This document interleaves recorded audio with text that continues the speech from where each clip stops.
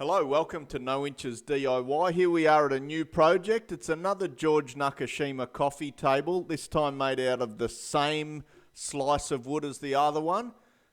Just got my flattening jig now, so hopefully I can do a much better job. So here you can see me just attacking with the flattening jig. I've just got a Diablo, probably a 15-ish millimeter. Okay, so the Diablo router bit didn't go the distance, so I went to the shop and I bought a long bead one, a New Zealand brand. Pretty good quality, I think. I was able to do the whole job with that one, and it's still sharp for the next job. This job made a hell of a mess. Okay, if you're wondering why I'm racing through this content, it's because I've already covered this in another video called I Made a Flattening Jig for Router. So all the details are in that video. So I'm pretty much decided that this side is going to be the face side. A little bit went a bit deep there. There's just the slightest amount of flex on those bars, so on those angles. So if you do press down too hard, you can get situations like that. So this looks pretty good. What I'll do today is I'll have a little bit of a chip out in here, but then I will tape up these bits. And then from the back, I'll fill them with resin. And hopefully that bullet can stay in as a feature. Hopefully this bit here I can fill from the back. Here's the base piece, which I sort of did as an afterthought. So I had to change my fencing and find some innovative way to clamp it in there. It actually, I got one end squared off, then I actually wedged it under the fencing. I did a reasonable job. There's a little bit of a step there in the finishing, but this is the piece that contacts the ground, so it'll be fine. Some of this piece of timber's not real flash, so I don't know what I'm going to do there. I might just pin that back on.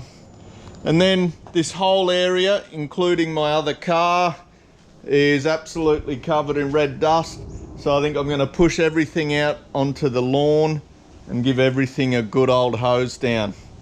All right, what I've done here is I've just taped up all the holes that go right through. I've just put a bit of coil flute and duct tape on there.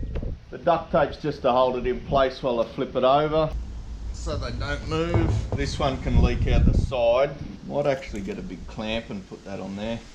So it says 10 drops for every 30 mil. I figure it's 100 drops for 300 mil. Okay, so this resin pouring stage can be a bit tedious. The combination of coil flute and duct tape worked okay, but probably I'll continue to search for a better combination. I did have a lot of leakage, but it was mostly out of that crack that came all the way out to the side. I did have to have another go at it because I lost 100% of the resin out of that side crack. Okay, sometime later I took the patches off and saw how I went. Obviously the side one was a bit of a disappointment, but the other ones did fill up and did retain most of their resin, but there is a lot of cracks to fill up, so your resin doesn't go as far as you think. Yeah, these ones went okay, no good. So what I'll try to do is reseal this one, pour it again. Here we are at the resin pour, second attempt, because this crack that goes to the edge, I couldn't get a good seal on here, so it came out. So this time I've jammed a stick in there, I've taped it all up, and I've mixed, I think there's about 250 mils in there, which is 80 drops of hardener. I've put at least 80 drops in. So I'm going to let this go a little bit more viscous before I pour it in. Waiting for this extra viscosity cost me because I waited too long and it started to set and it looked like a super ball. It had that same feel about it. I didn't want to waste it, so I just jammed it in the holes and then poured some fresh resin around it, and it seemed to have worked okay. I did get drips, but I just put some drip trays in.